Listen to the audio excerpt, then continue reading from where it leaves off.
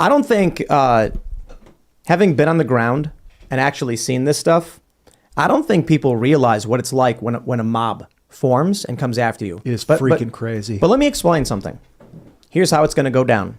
For you, in your city, you are going to be at a grocery store or something, or a restaurant.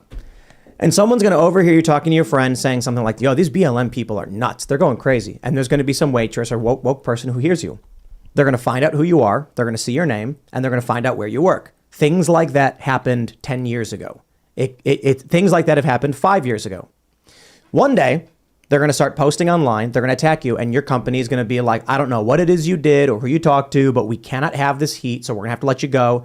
I don't know who you pissed off or why. And you're going to be like, I didn't do anything. I don't know what's going on. I'm like, well, look, man, we don't want to be involved in whatever it is you believe, and your ideologies don't fit this company. They're going to go to your house. They're going to protest your house because this is what happened in Wisconsin. Does anybody know why they went to that guy's house and protested? He was some random local guy. Made no sense. Here's what happens. The mob. There is no individual who decides we are going to storm into this person's house and kill them. What happens is the mob is just moving amorphously. One person steps out in front. Everyone steps out in one direction. They go to the house and one person goes up and starts knocking on the door. As soon as that person goes on the porch, it's an invitation to the rest of the mob to go on the porch. The person knocking, then someone sneaks by and tries to jiggle the handle. Someone sees the handle jiggle, and then they pop the handle and push the door open. Another person sees the door go open, and then they stick their head in and look around. Another person sees that person start sticking their head in and say, I guess I'll go in too. All of a sudden now, these people are walking into your house, all being egged on by each other. The snowflake doesn't blame itself for the avalanche. This is how I've seen all riots form. There will be a large group of people. One guy, one Antifa guy, will take a water bottle and just throw it straight up in the air. The moment that bottle comes down, then a bunch of people see the splatter and then they start throwing things too. They're like, oh, people are throwing things. They throw things. So one step at a time, one person moves an inch, another person moves an inch further. And then before you know it, they've kicked your door in, they're rampaging through your house, they're smashing stuff. And then once they go into your room, one guy wearing a mask punches you in your bed, and then someone else sees it, and then all of a sudden they're jumping up and down in your room, stomping on things and smashing things. There's kids There's listening. videos of this. I know, but there's like 14-year-olds listening that are going to be having nightmares, man. We got to be careful. I know it is true that you got to be safe. You got to take care of yourself, but you can. Yeah, get out of cities.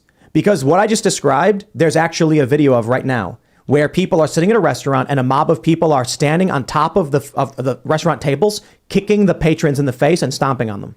I'm not just describing something out of the blue. Right. I'm explaining videos that have happened. And the guy in his house, when the mob showed up, that mob had set fire to a different house in Wisconsin twice. And so this guy brandishes a shotgun through the window and then puts it down. The police come and arrest him.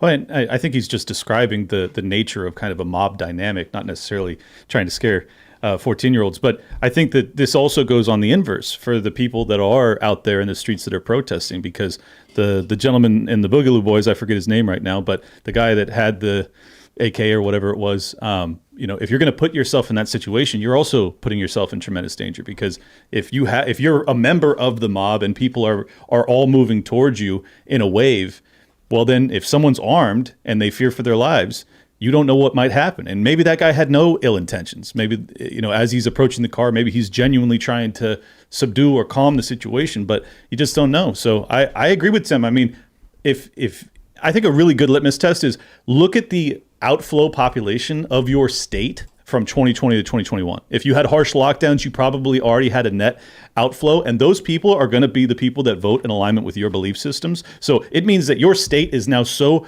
hard blue, you're probably never going to have political power in that state again. And this is why I fled California.